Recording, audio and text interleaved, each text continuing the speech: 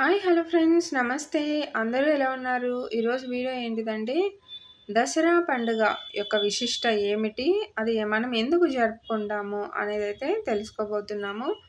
అలాగే నవరాత్రులు అని ఎందుకు అంటారో కూడా మనం తెలుసుకోబోతున్నాము. ఈ వీడియో పిల్లలకి కూడా చాలా బాగా యూజ్ అవుతుంది. ఎందుకంటే పిల్లలకి పండుగల విశిష్టలు అనేవి తెలియాలి కాబట్టి పిల్లలు కూడా ఈ వీడియోనైతే చూడమని చెప్పండి.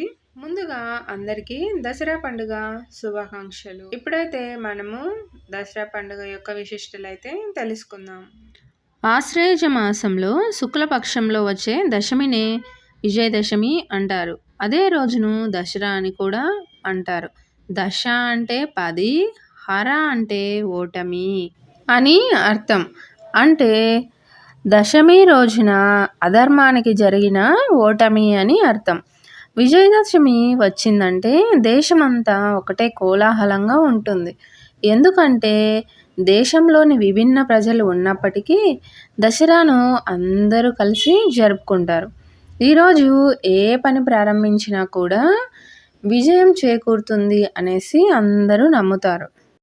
అంటే మనకి వారంతో కానీ, తారాబలంతో కానీ, గ్రహబలంతో కానీ, ముహూర్తం అలాంటివి ఏమీ చూడకుండా కూడా దసరా పండుగ రోజున మనం ఏ పని అనుకుంటామో ఆ పని ఆ రోజు స్టార్ట్ చేస్తే విజయం తప్పనిసరిగా వరిస్తుంది అనైతే నమ్ముతారు. ఆశ్వేయుజ మాసంలో మొదటి 9 రోజులని శరన్నవరాత్రులు పేరుతో రోజుకొక రూపంలో అమ్మవారిని పూజించడం జరుగుతుంది. చివరి 3 రోజులు అంటే 8వ రోజుని ఇంకా దుర్గాష్టమి అని, 9వ రోజుని మహర్నవమి అని, 10వ రోజుని విజయదశమి అని అంటారు. తెలంగాణ ప్రజలు దసరా సమయంలో బతుకమ్మ ఉత్సవాలు చేస్తారు. దసరా పండుగ మన హిందువులకు చాలా విశిష్టమైన మరియు ముఖ్యమైన పండుగ.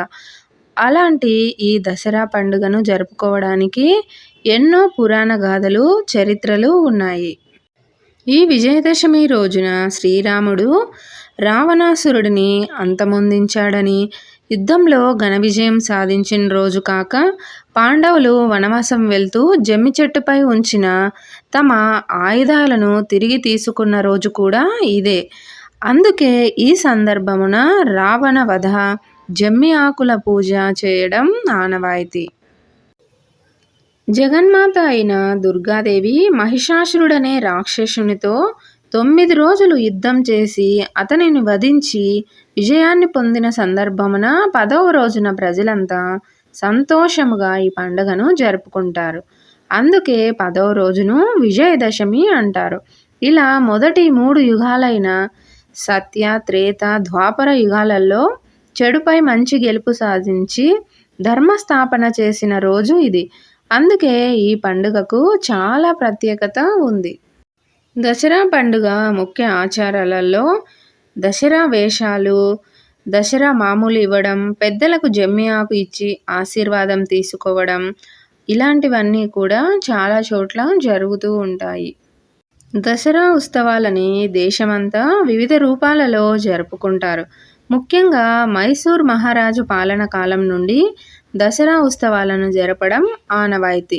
అలాగే మన తెలంగాణ ప్రజలు దసరా సమయంలో బతుకమ్మ ఉత్సవాలు, తిరుమలలో బ్రహ్మోత్సవాలు, విజయవాడలోని బెజవాడ కనకదుర్గమ్మ ఆలయంలో నవరాత్రి 9 రోజులు కూడా వైభవంగా ఉత్సవాలు నిర్వహిస్తారు. ఇలాంటి ఎన్నో మంచి సంస్కృతులు, సాంప్రదాయాలు మన భారతదేశంలో కొలువై ఉండడం చాలా గర్వకారణం. అలాంటి భారతదేశంలో మనం పుట్టడం అనేది ఇంకా ఎంతో గర్వించదగిన విషయం. వీడియో చివరి వరకు చూసిన వాళ్ళందరికీ ధన్యవాదాలు.